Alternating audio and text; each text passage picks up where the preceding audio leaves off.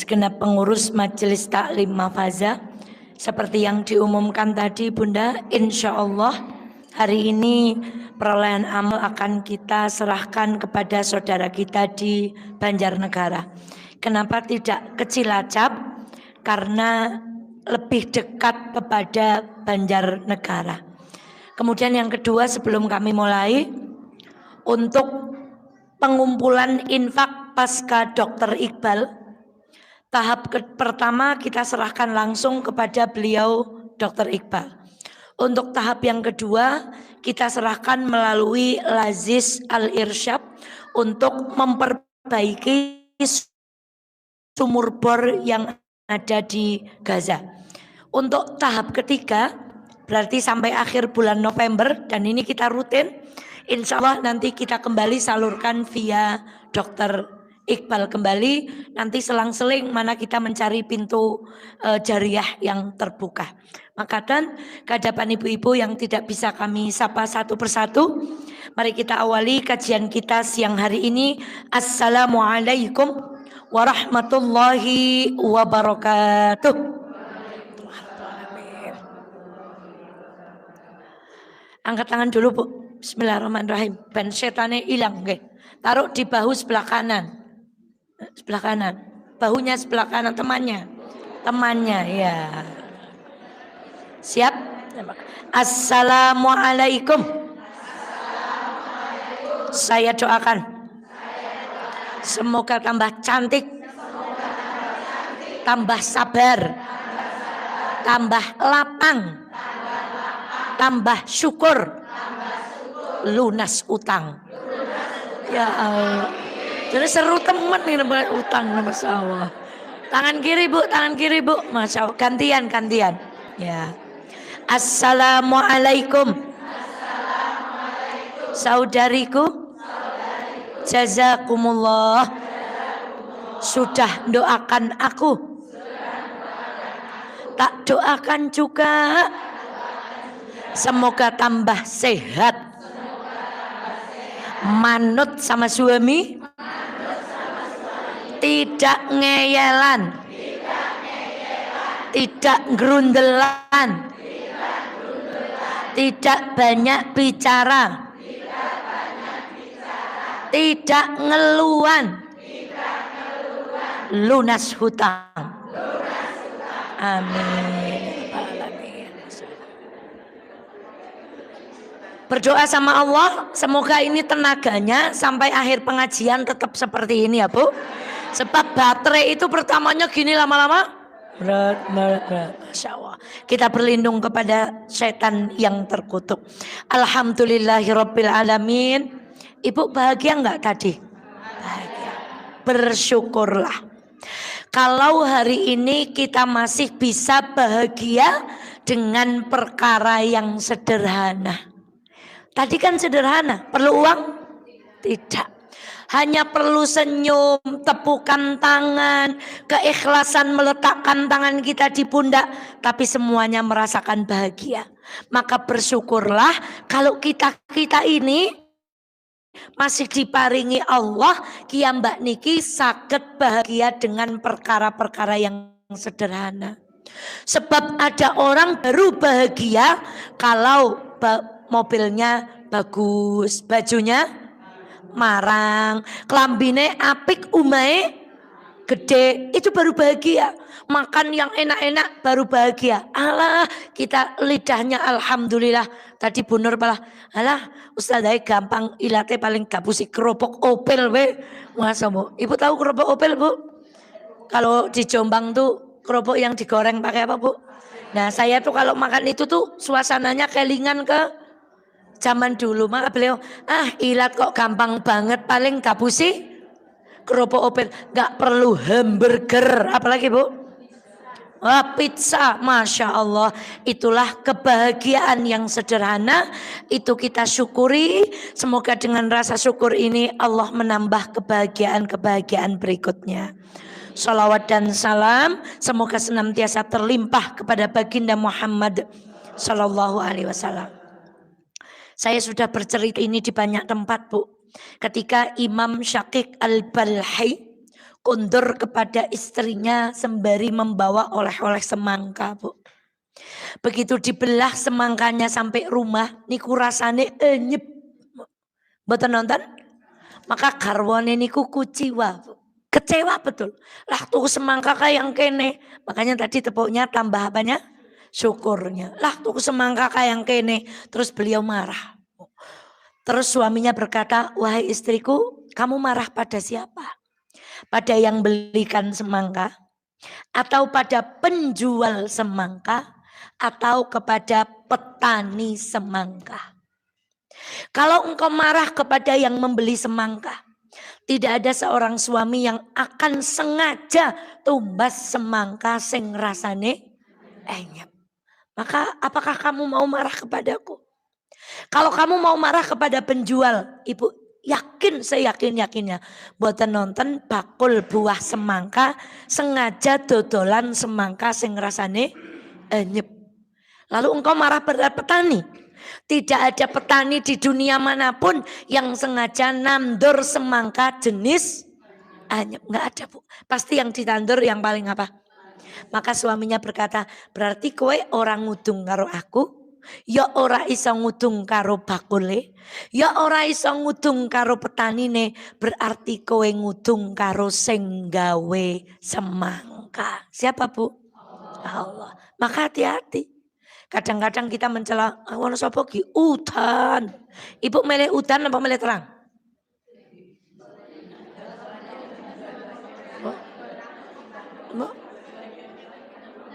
Jawabannya singkat loh, Bu, manut Allah. Napa, Bu? Lah kasemang mikir mesti gak mikir nek sik duwe pemean karepe. Nek sik wayahe sare nopo awan wis daneng dalam kabeh karepe. Niku li karepe ibu. Nah, maka ibu mau hujan atau panas? Jawabannya manut Allah. Yang mahal itu syukur, yang sulit itu tidak mencela keadaan. Tidak mencela hujan, tidak mencela udara, termasuk mencela suami. Kita mencela suami atau yang menjodohkan kita dengan laki-laki itu. Maka ibunda sekalian yang dirahmati Allah, fasallallahu ala nabiyina Muhammad sallallahu alaihi wasallam. Semoga duduk kita siang hari ini mengantarkan kita kepada syafaat baginda Muhammad sallallahu alaihi wasallam. Di beberapa pertemuan yang lalu kami sampaikan, Bu, Ibnul Jauzi. Siapa, Bu? Ulangi 3 kali biar nggak lupa. Sekali lagi. Itu ditanya, wahai Imam, bagaimana cara engkau belajar ilmunya Allah? Beliau menjawab, aku sudah membaca 200.000 judul buku. Berapa, Bu? Kalau ibu udah baca berapa judul buku? Udah sebulan ini aja sudah baca berapa buku, Bu? Masya Allah. Senyum ya. Iya. Wacakakan Ustazah. Mawon lah. Mriki nggari mendengarkan. Masya Allah. Padahal ayat yang pertama turun kepada kita perintah untuk apa, Bu? Membaca. Maka ibunda sekalian yang dirahmati oleh Allah, beliau sudah membaca buku 200.000 judul. Tapi beliau berkata, setiap aku melihat buku baru yang aku belum membacanya, aku seperti melihat harta karun. Masya Allah. Ibu kalau lihat buku kayak lihat apa, Bu? Kadang ada tuh yang ngasih hadiah gini, Ustazah daripada di tempat saya nggak dibaca, kalau sama Ustazah mesti dibaca. Ini, Bu, kita kalau lihat buku kayak lihat apa? Jujur mawon. Lebih tertarik mana lihat buku apa lihat emas? Masya Allah, ya sami mawon kula ya, Bu. Masya Allah. Dan kata beliau, Masya Allah, setiap aku melihat buku aku seperti melihat harta karun. Milo semestinya setiap kita mau ngaos, semangat kita itu seperti orang yang mau mendapatkan harta karun. Pas ada ilmu nih, ada harta karun yang bisa kita jadikan kekayaan dalam kehidupan kita semuanya. Dan Abdullah bin Mas'ud berkata, mboten nonton wong lahir pinter niku mboten nonton, Bu. Tidak ada. Semuanya dengan belajar.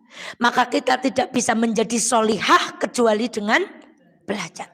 Kita tidak bisa menjadi sabar kecuali belajar. Kita tidak bisa menjadi lapang syukur kecuali dengan belajar. Dan bismillah, hari ini di hadapan ibu-ibu ada satu buku terjemahan berjudul asli Al-Asalib An-Nabawiyah fi Mu'alajat Al-Mushkilat Az-Zawjiyah. Amin gitu Bu. Amin. Loh kok manut mawon toh Bu? Lah manut kali ustazah. Kenapa? Adalah al-uslub, metode-metode Nabi di dalam menyelesaikan urusan rumah tangga. Sebelum masuk kepada yang pertama, karena jumlahnya ada berapa Bu? Dari mana kok tahu jumlahnya 11? Oh ya Allah, berarti maos judulnya Bu.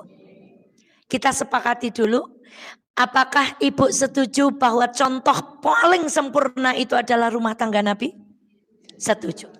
Apakah kita yakin kepada ayat yang berbunyi laqad kana fi Rasulillahi uswatun, bahwa pada diri Nabi itu ada contoh yang baik? Kalau kita sepakat dua perkara itu, berarti di dalam menyelesaikan urusan rumah tangga kita kudu nderek carane sinten? Carane Rasulullah sallallahu alaihi wasallam. Sebelum Ibu mengikuti dengan metode apa, kembalikan dulu kepada Al-Qur'an dan hadis bagaimana Rasulullah menyelesaikan setiap urusan rumah tangganya. Dan berkali-kali kami sampaikan 11 metode. Berarti ada 11 masalah. Dan saya sudah sampaikan tidak satupun masalah itu datangnya dari siapa? Dari bapak-bapak. Tidak satupun datangnya dari baginda Muhammad sallallahu. Semuanya datang dari istrinya yang mereka semuanya adalah kaum wanita atau perempuan atau wadon utawi putri, utawi an-nisa, utawi al-mar'ah, dengan segala sebutannya, masalah itu semuanya datang dari pihak wanita. Mukaddimahnya sudah kami sampaikan di kajian an-nisa. Yang loh kan kula dereng, ya silahkan menyimak YouTube-nya an-nisa. Dari cara Rasulullah nonton, cara Rasulullah dengan istrinya. Maka sekarang kita masuk pada metode pertama. Ternyata di dalam buku ini disebutkan metode pertama Rasulullah Shallallahu Alaihi Wasallam dalam menyelesaikan masalah. Yang pertama adalah senyumin aja. Kenapa Bu? Sebelum bahas senyumin aja. Berarti rumah tangganya Nabi ada masalah apa enggak? Ada. Nabi masuk mana besok? Surga. Istrinya? Surga. Kalau kita besok masuk mana? Insya Allah surga. Suami kita? Jadi kami ingin sampaikan, rumah tangga Nabi saja yang istrinya adalah Khadijah, Sofia, Aisyah, yang putrinya Fatimah, di dalam rumah tangganya ada masalah. Apalagi kita. Isuk masalah apa, awan masalah apa, sore masalah apa. Tapi ternyata dari petunjuk Nabi Muhammad SAW ada masalah yang cukup diselesaikan dengan apa Bu? Contoh sebelum masuk pada Nabi Bu. Dengan ketemu dengan orang terus, Mbak, jarine kae kek ngene-ngene. Ibu kan males komentar. Ya Ibu cuma apa? Udah Bu. Jadi udah komentar. Kurang guyu tok, njur liyane watul. Kae Mbak, kae wingi kita ngomong yang kene kurang apa? Kurang guyu tok. Tidak komentar apa Bu? Tidak komentar apa-apa. Lalu kita diceritakan, kae wingi Bu kae tak diceritane yang kene tanggapane gur guyu tok, mesem tok. Mbak, ngene-ngene. Wis, guyu tok. Maka kemarin ada kultum, dulu juga sudah saya sampaikan Bu. Nikmat yang luar biasa itu adalah 3M. Salah satunya alhamdulillah kita masih bisa mesem. Bahkan kadang Ibu mesem-mesem sendiri. Ya kan? Ketika nonton apa? Nek zaman riyen kita kecil kalau ada orang guyu dewek kenapa Bu? Nah hari ini kabeh wong sering guyu. Dan orang itu kalau sedih senyumnya tulus nggak? Enggak Bu, kecut senyumnya. Walaupun Ibu belum pernah nyicipi senyum Bu. Tapi Mbak Kai mau senyumnya, nengka senyumnya kayak Ibu kan suka menerka orang Bu. Senyumnya kayak nggak lepas gitu loh, kayak ada beban. Kalau Bu Rini kayak gitu tahu karena beliau punya ilmu psikologi Bu. Tapi kalau kita lagi bahagia kayak tadi utangnya lunas, yang punya utang yang guyu, yang tidak punya utang ya melung guyu, senyum Bu. Maka ibunda, kenapa Rasulullah senyum? Pertanyaannya, apakah di dalam Islam senyum itu sepele? Tidak Bu. Tabassumuka fi wajhi akhika, senyummu di hadapan saudaramu adalah Masya Allah Bu. Senyum itu di dalam Islam bukan perkara yang sepele. Senyum itu setara dengan sedekah. Dan itu redaksinya Bu, senyummu di hadapan saudaramu. Bagaimana kalau kita senyum di hadapan anak-anak? Bagaimana kalau senyumnya kita kepada suami? Bagaimana kalau senyumnya kita kepada orang tua? Ini anak ini Bu, kalau saya ngisi ngaji materinya sama Bu. Pulang tuh, Bunda kok ngajinya itu terus gitu. Protes Bu. Berarti saya memahami berarti jamaah kuwe maneng gitu ya Bu. Masa mumpung saya kelingan. Hebat yo, katanya Bunda kok ngajinya itu terus saya membela. Kan majelisnya berbeda gitu Bu. Masa, ternyata merekam. Senyum di dalam Islam bukan perkara yang la tahqiranna minal ma'rufi syai'at walau antalqa akhaka biwajhin talakin, atau di dalam matan yang lain biwajhin talqin. Jangan pernah menyepelekan kebaikan walaupun sedikit, walaupun itu hanya bertemu dengan saudaramu dengan wajah yang semangat kalau ketemu orang Bu. Nah, iki aslinya ngaji semangat tambah betul Bu. Semulai ana sing goyah Bu. Dah mulai Bu. Nyontek plaksisi ya Bu. Masya Allah. Jadi bertemu saudara dengan wajah apa Bu?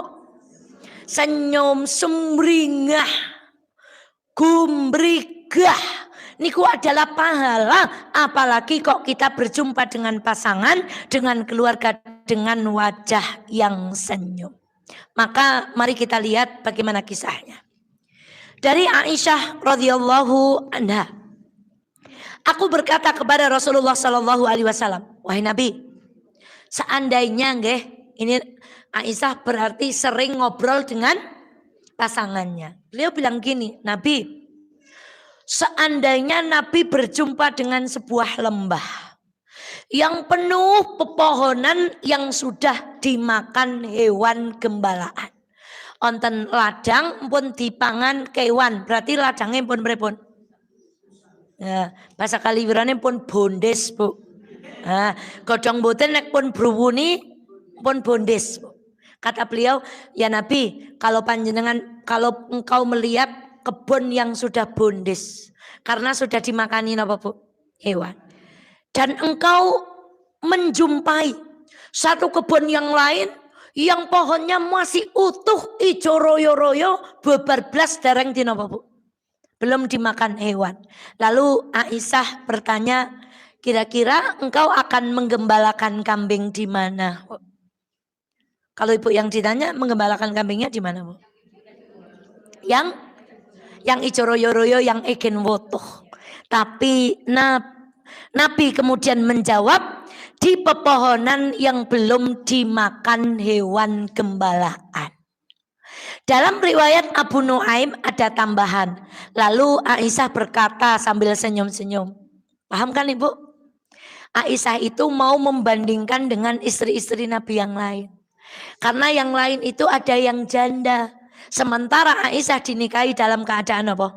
Gadis. Maka Aisyah itu Nabi yang sudah dimakan hewan. Maaf loh Bu, bukan saya menyamakan janda itu kados. Bukan, ini bahasanya Aisyah Bu. Masya Allah. Maka ibunda sekalian yang dirahmati oleh Allah Bu, panjenengan meleh pundi kubun yang masih utuh dengan yang sudah dimakan hewan. Nabi berkata yang masih utuh itu aku loh Nabi. Nah, itu karena Aisyah itu mau cari perhatian. Artinya, mbok karo aku baik gitu loh. Mbok Nabi itu lebih cinta kepada siapa, Bu? Kepadaku daripada yang lain. Karena aku itu ibarat kebun yang belum dimakan hewan ternak. Maksudnya Rasulullah tidak menikahi gadis perawan selain Aisyah. Nah, dalam riwayat yang lain disebutkan bahwa Aisyah berkata, pada suatu hari Rasulullah menjumpaiku, lalu aku bertanya, wahai Nabi, di mana Anda hari ini? Maksudnya, Nabi hari ini giliran panjenengan di mana? Lalu Nabi menjawab, wahai Humairah, langsung dipanggilnya loh, Bu. Aku berada di rumah Ummu Salamah. Manggilnya Aisyah tetap ya Humairah, tapi hari itu gilirannya siapa? Ummu Salamah. Lalu Aisyah berkata, lalu Rasulullah tersenyum dan aku berkata, Rasulullah, beritahu aku, seandainya Anda menjumpai dua ladang, yang satu sudah digembalai, yang satu belum digembalai, di manakah yang Anda akan gunakan? Rasulullah menjawab, yang belum pernah digunakan untuk menggembala hewan. Aku berkata, aku tidaklah seperti istri-istri Anda yang lain. Semua istri Anda pernah menjadi milik orang lain kecuali aku. Kemudian Rasulullah Shallallahu Alaihi Wasallam hanya nama, Bu. Kalau ibu seperti itu maunya ditanggapi apa sama suaminya? Saya tanya, jujur mau ditanggapi apa, Bu? Aja khawatir. Hanya dirimu. Pokoknya yang lain ke nomor pirang-pirang. Rasulullah nggak nanggepin, Bu. Karena Rasulullah tahu Aisyah itu bicara seperti itu karena apa? Cinta, cemburu. Dan kalau ditanggepi dengan kata-kata Aisyah, aku padamu Aisyah, ojo khawatir. Aku nang daleme Ummu Salamah ning atiku padamu. Aku jasadnya di sana, tapi pikiranku enggak, Bu. Itu akan menambah runcing. Ada kalanya permasalahan dalam rumah tangga kita itu hanya cukup diapakan, Bu? Contoh, kemarin ada seorang ibu. Ustazah, saya nanya kepada suamiku. Apa nanyanya? Ayah, katakan dudukanku di hatimu. Waduh, Masya Allah. Buat ya nih, Bu. Luwih abot sekang ilmu waris nih, Bu. Dan ibu betul. Saya tanya, ibu ngapain nanya seperti itu? Ibu pengen jawaban apa? Seandainya suaminya tidak menjawab sesuai dengan keinginan ibu bahagia. Enggak kan? Ibu apa? Lah wong wadon niku aneh. Wes tahu jawabannya apa ning dadak napa, Bu? Ditanya. Maka hendaklah para suami yang istrinya bertanya seperti itu, jawablah dengan apa, Bu? Senyum. Dan ini ternyata bukan hanya dalam urusan rumah tangga. Ada kalanya kita mendengar kita diomongkan, ada kalanya kita mendengar atau ada orang lain berbicara ini itu, cukup diapakan, Bu? Senyumin aja. Mbak, gitu, Bu. Ora ketang senyumannya kalih kecut. Mari ini contoh masalahnya. Saya bawakan lagi kisah bagaimana bercandanya, Bu. Dulu saya pernah ngaji judulnya Sebercanda Itu, Bu. Jadi rumah tangga Rasulullah Shallallahu Alaihi Wasallam itu penuh dengan apa, Bu? Candaan. Diriwayatkan dari Aisyah. Ibu mesti tanya, Rasulullah itu apa di rumah Aisyah terus ya? Kok yang meriwayatkan itu kebanyakan apa? Ibu, Aisyah adalah istri Rasulullah yang paling apa? Orang kalau cerdas itu menangkap semua perbuatan Nabi, direkam, lalu diapakan? Disampaikan. Lah kalau kita karena tidak cerdas, Bu, angger sejarah kah urusan tahun karo jeneng. Wah, sahabat siapa yang berperang tahun ini, gugur tahun ini, langsung apa, Bu? Wah, ayat Al-Quran yang menyebutkan ini, wah kita udah langsung blank, Bu. Karena kalau ngiling-ngiling angka surat itu kita apa, Bu? Paling aman. Berapa jumlahnya, ibu-ibu? Banyak. Nah, surat apa, ibu-ibu? Al-Quran. Nah, Bu. Itu, Bu. Tapi Aisyah itu sangat apa? Sehingga beliau itu menceritakan lebih banyak daripada cerita istri-istri Nabi yang lain. Maka Aisyah menyatakan, pada suatu hari Saudah istri Nabi berkunjung ke rumah kami. Lalu Rasulullah duduk di antara kami dengan salah satu kakinya di pangkuanku dan satunya lagi di pangkuan Aisyah. Ibu bayangkan, Saudah datang ketika itu Nabi di gilirannya siapa? Aisyah. Kanjeng Nabi lenggah, kaki kanannya ditumpangkan ke kaki istri satunya, kaki kirinya ditumpangkan ke kaki satunya. Lalu aku membuatkannya bubur, Masya Allah. Namanya harirah, terbuat dari tepung, air dan lemak. Betul saya bayangkan, ibu linek kebayang bubur candil. Nah, digambarkan buburnya orang Arab, orang Sudan, tidak kebayang. Kemudian Aisyah berkata, wahai Saudah, makanlah. Karena Aisyah sudah bikin apa? Bubur. Kemudian Saudah menjawab, gak mau. Kata Aisyah, makan. Kalau gak makan, nanti tak oleskan loh buburnya ke wajahmu. Ternyata Saudah tetap juga gak mau, Bu.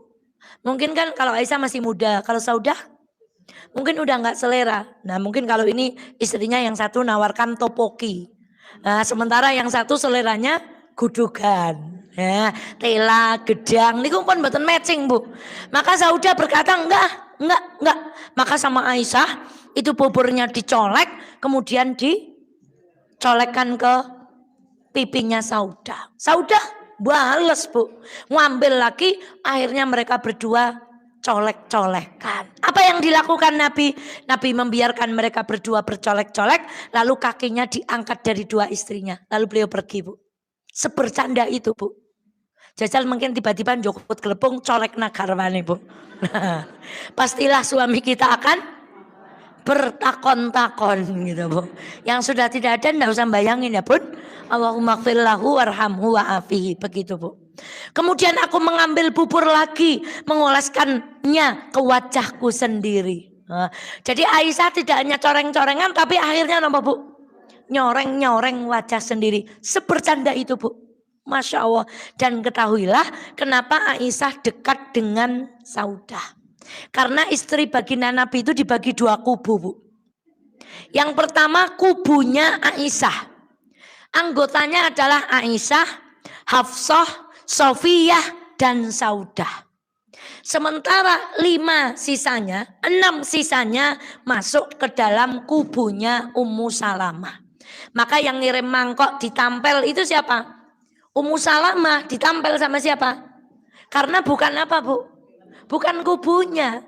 Maka kerjasama nanti Rasulullah ndahar madu, kalau datang bilang Rasulullah mulutnya bau, itu kerjasamanya Aisyah dengan Sofiyah dengan Hafsah. Karena apa? Satu kubu. Maka begitu Ummu Salamah ngirim makanan pakai mangkok, sama Aisyah langsung dia apa, Bu? Nah, dan ada yang mengatakan kenapa sih Rasulullah kadang-kadang membuat omongan Aisyah itu dibiarkan begitu saja, hanya apa, Bu? Karena Aisyah itu masih muda, Bu. Mau tidak mau yang namanya usia muda itu masih apa, Bu? Ekspresif, cemburunan, itu, Bu. Pok karo aku wae gitu, Bu.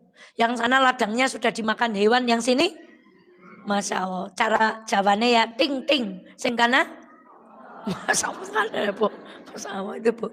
Itu Aisyah. Maka ya Allah, coba, Bu, perkara apapun misalnya, ya Allah ya Rabbi ya Karim, umpami kok teng dalan onten wong wadon rating kanan belok, mboten samuntap, Bu. Cukup apa, Bu? Umpama anak wong wadon nggo klambi lucu banget, Bu. Ibu tahu perempuan kalau pakai baju lucu, kakinya tidak begitu mulus tapi pakai baju pendek, perutnya tidak begitu langsing tapi pakai kaos ketat. Ya Allah, badannya tidak begitu proporsional tapi memaksakan diri memakai baju seperti artis yang proporsional. Tidak usah dihujat, doakan aja. Dan apa, Bu? Lucu banget ya. Kalau lihat orang bertengkar, tidak usah ikut bertengkar. Cukup apa, Bu? Oh, apa yang terjadi di Indonesia hari ini, Bu? Kalau Ibu ikut mikir, Ibu napa, Bu? Astagfirullahaladzim. Kene urung rampung teka masalah apa maning. Ki siaran dinake masalah apa maning. Sing kae urung rampung, la haula wala quwata. Pun boten sami lu mikir napa, Bu? Udahlah, berdoa aja kali. Mbak, apa tanggapan panjenengan kepada itu? Boten kuat napa, Bu? Ada kalanya masalah tidak perlu kita pikirkan, cukup kita napa, Bu? Emang ibu kuat mikir masalah ijazah? Gak kuat bu. Ibu kuat mikir masalah korupsi haji? Gak kuat. Ibu kuat mikir masalah hari ini rame-rame? Gak kuat bu. Gak usah. Cukup senyumin aja. Itu cara yang pertama. Sekarang metode yang kedua adalah membiarkan masalah untuk sementara waktu. Bahasa Kaliwirone dijidoraken riyen. Tidak ditanggapi. Yang pertama ditinggal nopo? Senyum. Yang kedua dibiarkan dulu. Bagaimana kisah seterang ini? Jadi kalau di dalam ruangan itu tidak seperti kita bolam yang terang. Maka bagaimana kisahnya? Dilihat dalam riwayat Anas. Kenapa Anas? Tadi Aisyah. Karena Anas itu lama mengabdi kepada Rasulullah Shallallahu Alaihi Wasallam. Rasulullah punya 9 istri. Beliau menjadwal mereka sehingga tidak kembali ke istri giliran pertama sebelum yang lain mendapatkan giliran. Pada hari itu, ya Bu, yang mendapatkan giliran adalah Aisyah. Dan seperti yang kami sampaikan di Masjid Al-Huda, kalau yang gilirannya Aisyah, itu istri-istri yang lain itu malam kumpul di situ semua Bu. Masih ingat ya Luda? Kalau pagi Rasulullah menyapa satu-satu, kalau sore Rasulullah mendoakan dan menanyakan kabar, ketika malam mereka semuanya kumpul di tempat istri yang mendapatkan apa? Giliran. Namun jangan kita anggap Bu, kalau Nabi gilirannya di Aisyah, hawanya kita mau mikir, oh berarti itu hubungan badan. Maaf, jangan seperti itu berpikirnya. Ya sudah, beliau menggilir dengan adil. Nah, karena datang, tadi penerangan bagaimana Bu? Belum begitu terang. Kan banyak istrinya datang semua. Qadarullah pada kala itu Rasulullah Shallallahu Alaihi Wasallam menjangkau tangannya. Jadi mau megang tangan istrinya. Karena remang-remang yang kepegang adalah tangan Zainab. Tangan siapa Bu? Wah, langsung Bu. Lalu Aisyah berkata, cara zaman ini, Nabi, ini juga Zainab. Padahal malam itu gilirannya siapa? Mestinya Nabi yang dipegangi tangannya siapa? Di riwayat ini disebutkan beliau berkata dengan ketus. Rasul pun menghentikan tangannya. Maksudnya enggak jadi megang siapa? Zainab. Bisa jadi karena penerangannya apa Bu? Dan karena Rasulullah ya semuanya dipegang gitu. Tapi kok qadarullah yang lihat siapa Bu? Aisyah. Pas di giliran di rumah siapa? Aisyah. Lalu bertengkarlah Aisyah dengan Zainab. Masya Allah. Niki Bu. Ustazah Nikuli. Karwane Nabi mawon. Bertengkar. Apa maneh? Kulo kalau sedulure kulo. Ya jangan. Wong karwane Nabi mawon. Bertengkar. Zainab dan Aisyah bertengkar dengan suara yang makin keras. Tiba-tiba terdengar azan. Allahu Akbar, Allahu Akbar. Abu Bakar lewat dan mendengar keributan itu. Yang ribut siapa tadi? Anaknya siapa? Abu Bakar. Dengan siapa? Zainab. Lalu Abu Bakar kata, wahai Nabi, ayo kita sholat. Dan sumpahlah mulut mereka dengan debu. Mangsane sembayang kamalah. Abu Bakar, Nabi, ayo kita sholat. Sumpel aja itu mulut mereka dengan. Lalu Rasulullah keluar Bu, bersama Abu Bakar untuk melaksanakan sholat. Aisyah berkata, sekarang Nabi sholat. Setelah ini pasti ayahku akan datang kepadaku dan memarahiku. Cara bahasa habis gue. Habis sholat pasti ayah akan datang dan akan memarahiku. Setelah Nabi selesai sholat, saestu Bu. Abu Bakar kemudian mendatangi Aisyah dan menghardiknya dengan keras. Nah, niki metode menjadi mertua. Tadi yang bertengkar siapa? Aisyah. Dengan siapa? Kalau kita tidak belajar dari kisah ini, ibu akan membela Aisyah. Nabi. Wantun Bu. Karena orang itu kalau marah udah gak peduli Bu. Maka ibu kalau ada masalah rumah tangga di dalam keluarga putranya, jangan buru-buru menyalahkan pasangan anak-anak kita. Tapi lihatlah dulu kepada anak-anak kita. Maka ibunda sekalian yang dirahmati oleh Allah, mengapa engkau melakukan perbuatan ini? Abu Bakar tidak rela anaknya sendiri menyakiti siapapun. Artinya cinta Abu Bakar kepada Nabi lebih besar daripada cintanya kepada Masya Allah. Masya Allah. Jadi Nabi tadi malah ditinggal apa Bu? Sholat. Lah nek ibu sing garwane mesti ora terima banget. Mbok prige kek. Wong nyong yang kene kan malah ditinggal. Sembah, mbok nyong dipisah apa prige Bu? Nanti saya akan bocorkan kepada suami ibu. Pak, kalau istrinya bapak lagi ditinggal apa Bu? Tinggal pergi mau. Tinggal sholat. Saya beberapa waktu yang lalu ya begitu. Tapi enggak. Pokoknya suami saya bilang sekecap. Saya jawab itu tak sambung ke karo urusan. Terus suami saya, kayaknya tadi ayah tuh bilang ini loh. Kenapa bunda jadi panjang-panjang gitu Bu. Ancen nek wong wadon lagi ngeten-ngeten tinggal temu Bu. Tinggal lunga mawon. Wah ternyata istrinya bukan Aisyah. Maka tambahan apa Bu? Kempung. Lalu dilanjutkan. Allahu Akbar. Dari Nu'man ibnu Bashir ia berkata, Abu Bakar minta izin untuk menghadap Nabi. Tiba-tiba ia mendengar suara Aisyah yang keras. Aisyah berkata, demi Allah, aku tahu bahwa Ali lebih Anda sukai daripada ayahku. Ya Allah, ini Aisyah. Masya Allah, itu Aisyah Bu. Jadi Bu, Nabi pun diuji Bu. Aisyah cantik, cerdas, enom, ting-ting, tapi cemburuannya pol-polan Bu.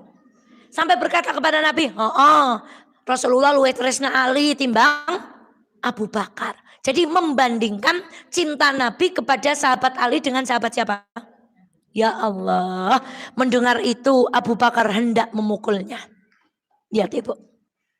Ini bukan sekali. Dan Abu Bakar tetap membela siapa? Rasulullah SAW. Wahai putri Ummu Ruman. Karena ibunya Aisyah namanya Ummu Ruman. Aku melihatmu mengeraskan suara di hadapan Rasulullah. Namun Rasulullah mencegah Abu Bakar. Sehingga Abu Bakar keluar dari situ dengan mendongkol. Caranya ditangkis ngeten Bu. Jangan bah gitu Bu. Ini memang gitu Bu.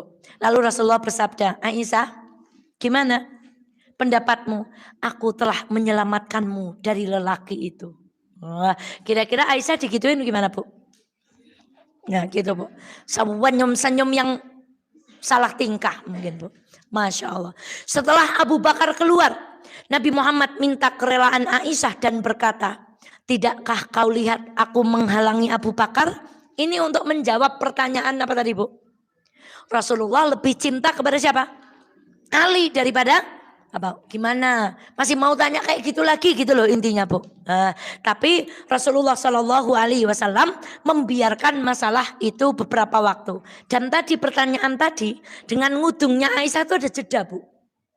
Jadi begitu nangkis itu Rasulullah bertanya dan baru berkata ini dalam riwayat yang lain. Ya Allah, dalam redaksi Imam Ahmad disebutkan. Lalu Abu Bakar menemui Rasulullah dan ternyata sedang bercanda dengan Aisyah. Berarti empun apa? Empun damai. Ya Allah, maka ibunda sekalian yang dirahmati Allah menunjukkan bahwa Nabi Muhammad SAW minta campur tangan dari pihak ketiga untuk menyelesaikan masalah. Dalam hal ini siapa yang membantu menyelesaikan masalah?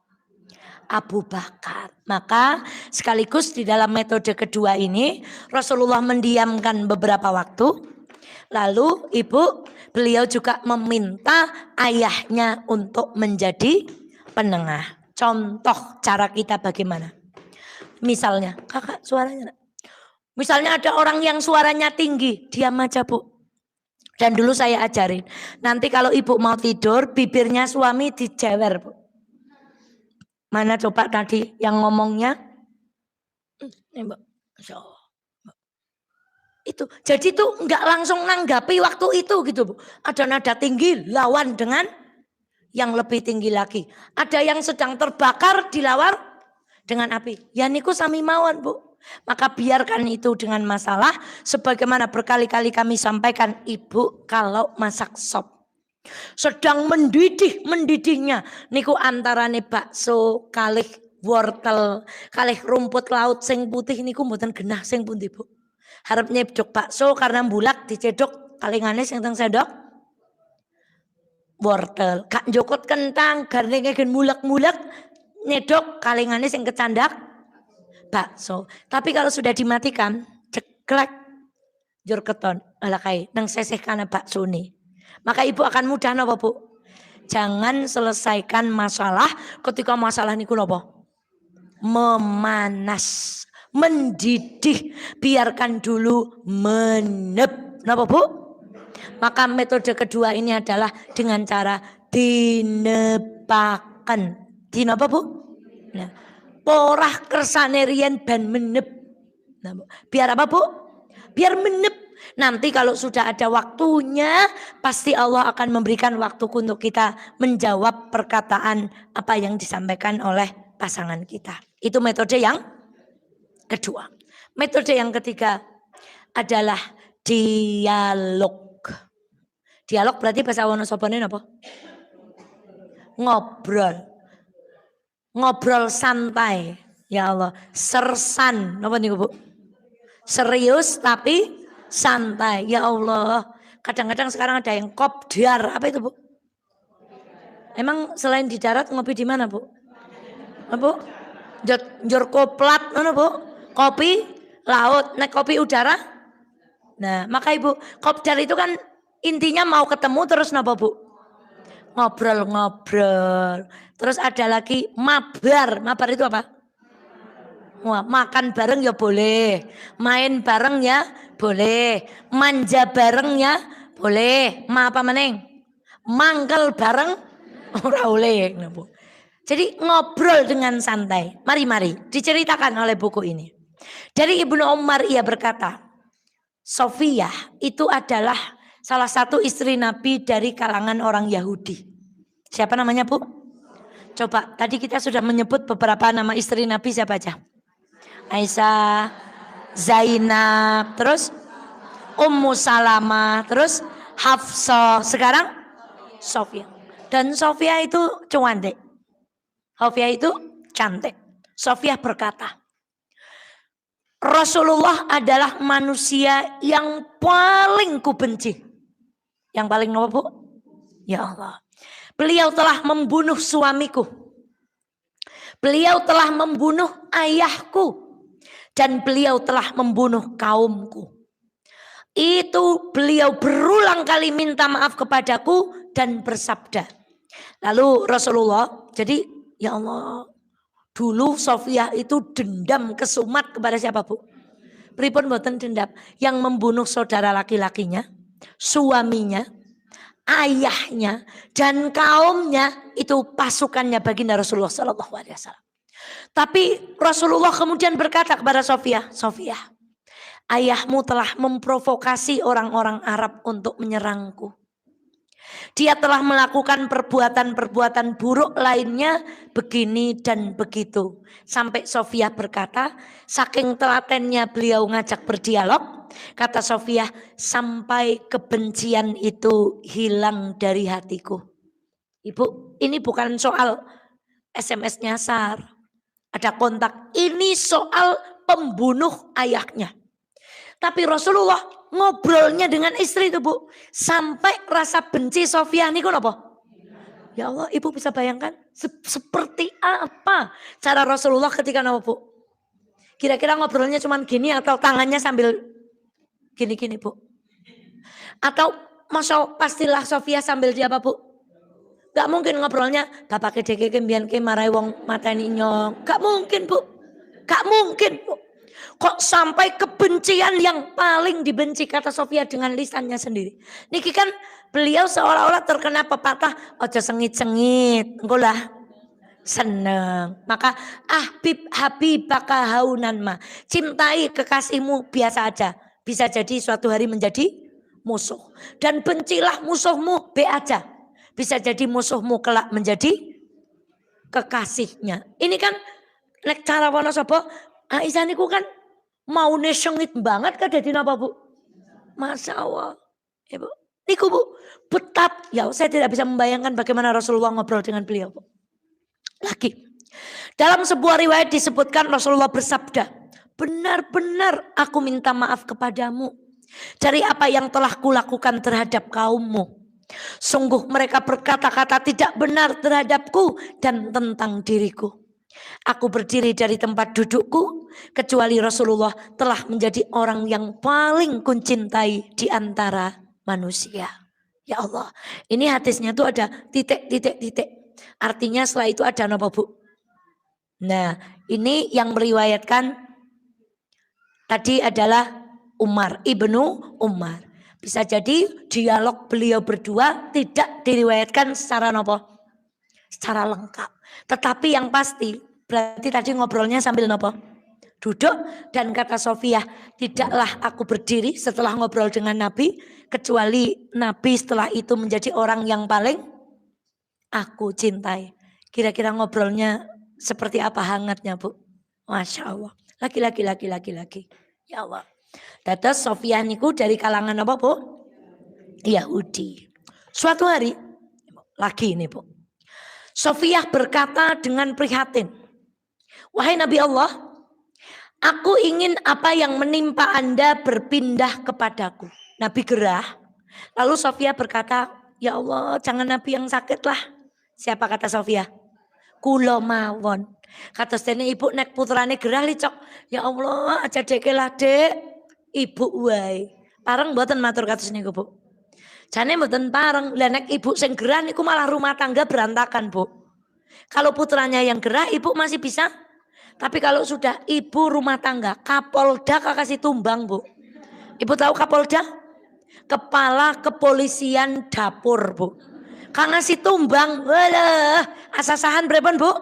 Walah, kumbahan, alah, setrikaan, ket Senen tekan Senen maning teseng gletak nang kono ora nang kono. Maka jangan pernah berkata kalau anaknya sakit, lah timbang deke mbok nyong bae, Bu. Ini ungkapan Sofia ini karena begitu cintanya Sofia kepada Mbok Nabi, ampun gerah kula mawon. Bagaimana respon istri-istrinya yang lain, Bu? Mendengar itu, istri-istri Nabi yang lain mencibir. Rasulullah menatap mereka, caranya, loh, ibu bayangkan coba, Bu. Yang lain tuh ekspresinya kayak apa gitu ke Sofia, Bu. Sudah dia adalah dari kalangan Yahudi, Bu. Lalu Rasulullah berkata apa? Berkumurlah. Dakumur. Dan apa, Bu? Dakumur-kumur, Bu. Kemudian mereka berkata, dari apa? Gitu, Bu. Kira-kira kan kayak gitu kan, mereka lagi apa, Bu? Cemburu. Kata Rasulullah, dari melecehkan Sofia. Ya Allah, karena dia itu jujur. Ya Allah, Bu. Dibela, Bu. Di depan istri-istrinya. Wah, ya Allah. Melati, bougainville, bunga 1000, kenanga, mawar, tumbuh semua, Bu. Bukan hanya mawar, melati, wah, semua tumbuh. Dibela di hadapan siapa, Bu? Itu Rasulullah itu, ya Allah, Masya Allah. Lagi, Bu. Jadi Rasulullah itu dialognya tadi dengan cara menjelaskan duduk perkaranya. Jadi nggak kemana-mana. Rasulullah yang Bapak, kenapa aku membunuh bapakmu? Karena bapakmu begini. Masalahnya A, ngobrolnya juga apa, Bu? Kadang kita masalahnya A, ngobrolnya tekan disewangkut paut. Oh, jenengan mono mancan. Milani kuai, kelingan maning mbak kae. Kae ya kelingan maning kae. Masalahnya apa, Ibu? Ini kan masalahnya Sofia protes benci karena Rasulullah sudah nama, Bu. Ya Rasulullah menjawab sesuai konteks, dijelaskan sesuai konteksnya.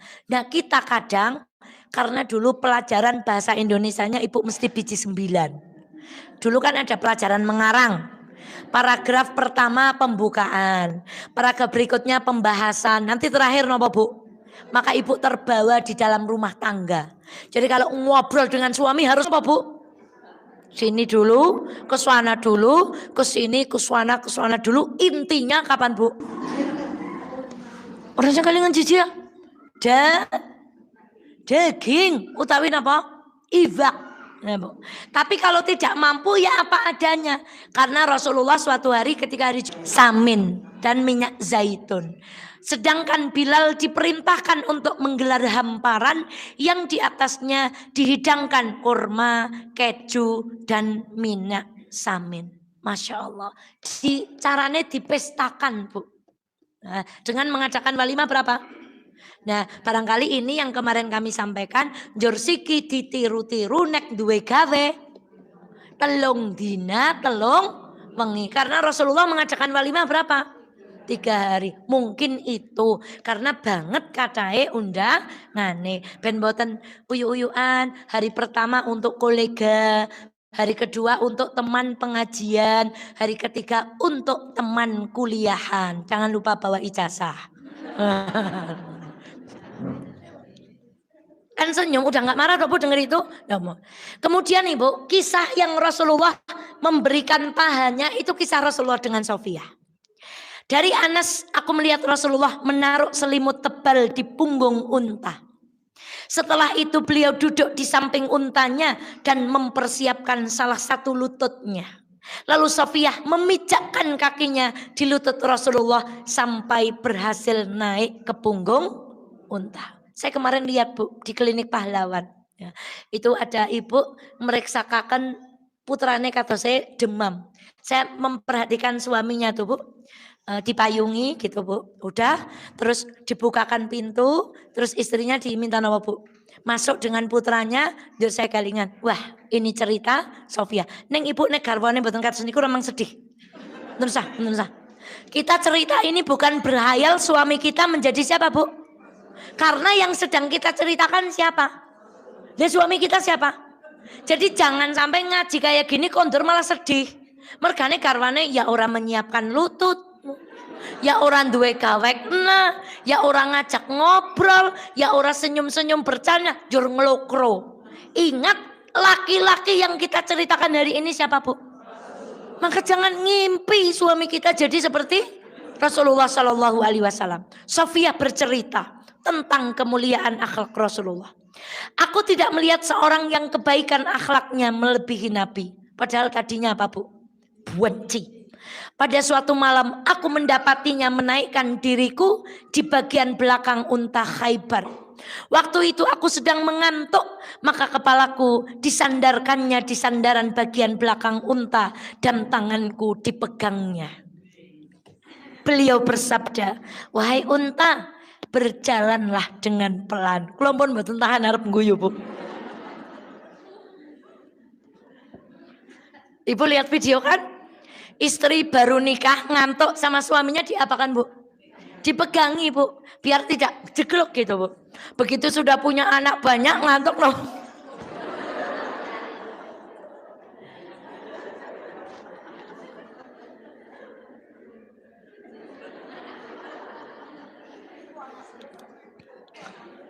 Kapan mengayaji dong? Udah nggak peduli Bu. Tapi pas baru dinikahi ngantuk itu dipegangi Bu ini. Ya Allah, disandarkan kepalanya ke bagian unta, tangannya dipegangi Bu. Lalu Rasulullah berkata kepada untanya, unta-unta jalan dengan pelan. Masya Allah. Wajar kalau Sofia mengatakan akhlaknya Nabi tidak ada. Ya Allah, maka saya ngelihat video itu waling guyu Bu. Satu video lagi istrinya lagi goreng Bu, kejeblukan minyak. Bojone gomun, mah ora apa-apa mah. Ogor paling kejeblukan minyak ngono gor. Jur ngepel, mah gak capek. Benerakan puyan apa? Oh, suatu hari suaminya berkata-kata kasar tuh Bu. Itu langsung, langsung pingsan Bu. Nah video itu perkara apa? Wanita itu enggak masalah, yang penting tidak disakiti apanya Bu. Kekuatannya apa Bu? Kompor satu godok, satu goreng, mesin cuci nyala, sambil nyaponi plus ndulang anak, mirengaken pengajian. Itu wanita Bu. Tapi kalau sudah disakiti hatinya Bu, wis kekuatan itu mendadak apa Bu? Astagfirullahaladzim. Jangan bayangkan suami kita seperti apa Bu? Seperti ini. Tapi kalau ada bapak-bapak yang dengar, ya Allah Pak, kalau panjenengan bisa memperlakukan istri seperti ini, ya Allah Bu. Kepalanya kalau ngantuk diapakan Bu? Masa pegangi Bu. membela dan memuliakan derajat Sofiyah. Ini lagi, ada yang cemburu. Ia menceritakan bahwa Sofiyah mendengar Hafsah berkata, ini padahal sekubu Bu. Hafsah, Sofiyah, kemudian Aisyah itu sekubu. Sofiyah anak Yahudi, caranya Bu, dasar wong Yahudi. Masya Allah. Sofiyah menangis ketika itu. Lalu Rasulullah melihatnya, beliau bertanya, apa yang membuatmu menangis? Hafsah mengatakan bahwa aku anak Yahudi. Lalu Rasulullah bersabda, sesungguhnya engkau putri seorang nabi, pamanmu seorang nabi, dan engkau bersama seorang nabi, dengan apa dia berhak sombong kepadamu? Kemudian beliau bersabda, takutlah kepada Allah wahai Hafsah. Ibu paham, engkau putri seorang, tadi bapaknya apa? Yahudi pembunuh. Maksudnya bahwa Yahudi itu keturunan apa Bu? Nabi. Keturunan Nabi siapa? Yakub, lalu punya putra Yusuf, dan siapa? Yang nanti menurunkan nabi-nabi, Nabi Yusuf punya saudara siapa? Nabi Ibrahim punya anak Ismail dan Ishak. Nanti dari garis Ismail sampai kepada baginda Rasulullah, dari garis Ishak keluarlah nabi-nabi dari kalangan Bani Israel. Jadi orang Yahudi itu keturunan apa? Nabi Bu. Masya Allah. Jadi dibesarkan hatinya. Masya Allah. Papa nyong kejarane kayak gini. Ora apa-apa mah, biarkan orang lain berkata apa. Yang penting aku ada pada dirimu. Oh, langsung kelambine langsung ora amun. Saya kalau lihat ada Bude, ya Allah, ada Bude Fatim. Masya Allah. Sehat selalu Bude. Masya Allah, panjang umur dalam ketaatan dan keberkahan. Dalam sebuah riwayat Sofiyah kembali berkisah. Rasulullah menjumpaiku.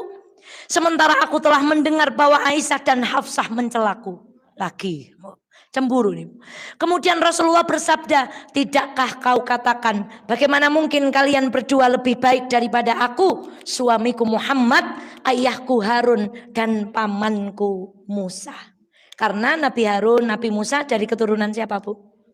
Kamu kalau dinyek bilang aja, suamiku Nabi, kakek buyutku Nabi, pamanku, deke gak nyaingi sekangendi. Nah, gitu Bu, diwarai sama Rasulullah Bu. Dibesarkan hatinya. Sofiyah mendengar perkataan mereka, duduk nak, kami lebih mulia daripada Sofiyah, kami adalah istri dan kemenakan Nabi. Mereka jawab Bu, nyong ya luwih mulia, kami istrinya Nabi dan kami ini kemenakan Nabi Bu. Karena masih ada hubungan family. Hampir selesai. Hikmah pernikahan Rasulullah dengan Sofiyah. Kenapa Rasulullah kemudian memperistri Sofiyah yang itu adalah tawanan dari bangsa nopo? Yahudi. Yang bapaknya adalah musuh, kaumnya adalah musuh, petinggi-petinggi di kaumnya adalah musuh. Ternyata, Masya Allah. Dari Ibnu Umar berkata, Rasulullah melihat mata Sofiyah berwarna hijau. Lalu bertanya, Sofiyah, apa warna hijau ini? Sofiyah menjawab, kepalaku pernah berada di pangkuan Ibnu Al-Hukaik, suaminya. Sedangkan aku tertidur. Dalam tidurku aku bermimpi melihat bulan jatuh ke pangkuanku. Mimpi itu kuceritakan kepada suamiku. Mendengar kisahku, dia menamparku dan menghardikku. Sehingga matanya tadi apa Bu? Mungkin ada bekas noponya Bu? Nah, lebam atau mungkin menjadi bekas yang menaun. Karena beliau tidur mimpi melihat bulan nopo Bu?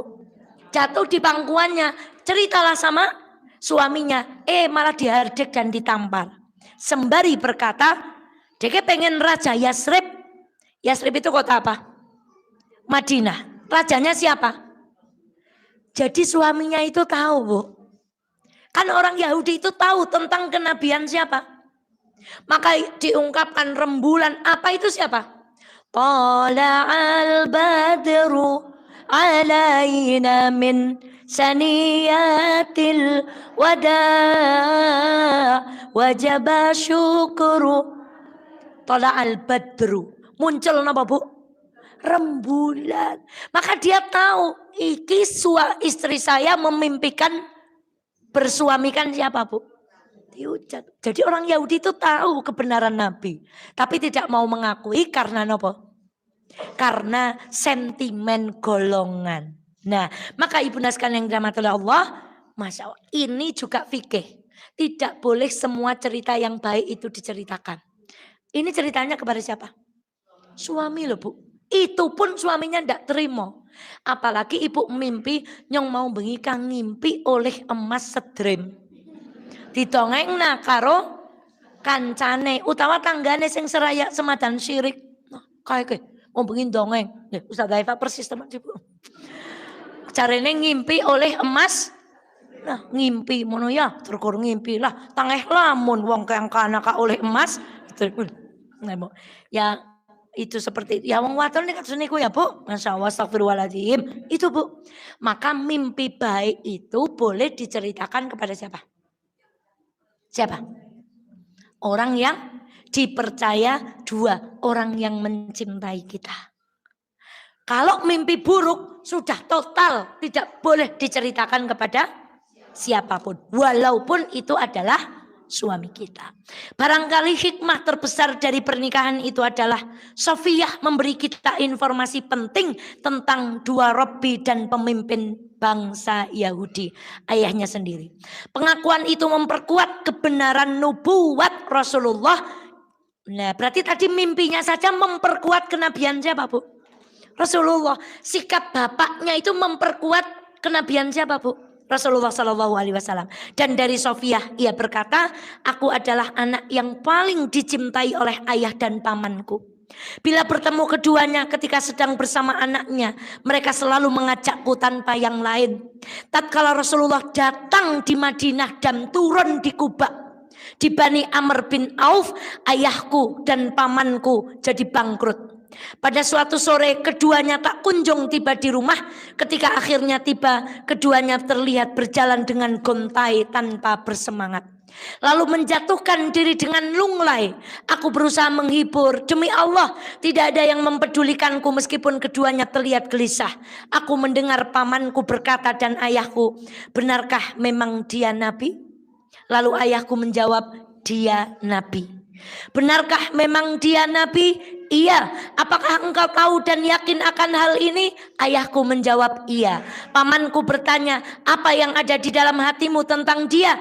Ayahku menjawab, demi Allah aku membenci seumur hidupku. Pertanyaannya, ayahnya Sofiyah mengakui kenabian Nabi? Tapi apa? Jadi apa hikmah? Ibu, kenapa Sofiyah kemudian dinikahi? Umat Islam jadi semakin punya bukti bahwa aslinya orang Yahudi itu percaya kepada Rasulullah tapi tidak mau mengikuti Rasulullah. Ibu sekalian yang dirahmati Allah, satu halaman lagi, Aisyah pernah diajak dialog juga. Tadi kisahnya dengan apa? Hafsah. Sekarang kisahnya dengan Aisyah.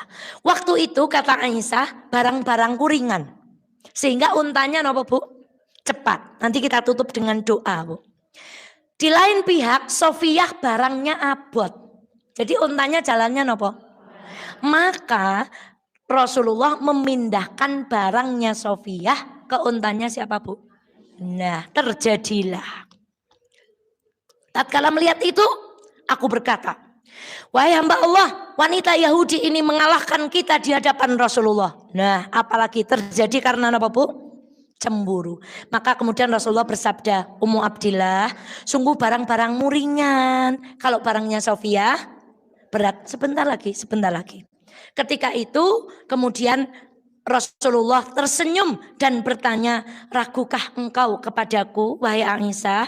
Ku bilang, bukankah Anda mengatakan bahwa Anda Nabi? Anda itu adil. Kemudian Abu Bakar melihat perkataanku, lalu berjalan ke arahku dan menampar wajahku. Abu Bakar, pokoknya enggak rela kalau ada yang menyakiti siapa? Rasulullah. Rasulullah bersabda, tenang ayah. Abu Bakar berkata, Rasulullah, tidakkah Anda mendengar ucapannya? Rasulullah bersabda, sesungguhnya wanita yang sedang cemburu itu tidak melihat bagian lembah dari atasnya. Artinya wong wadon nek cemburu domongi apa baik? Wis ditunjukna deke abot nggon kana ora bisa. Pokoknya nek cemburu ya jenenge, makanya bahasanya bukan tersiram cemburu, tapi napa Bu?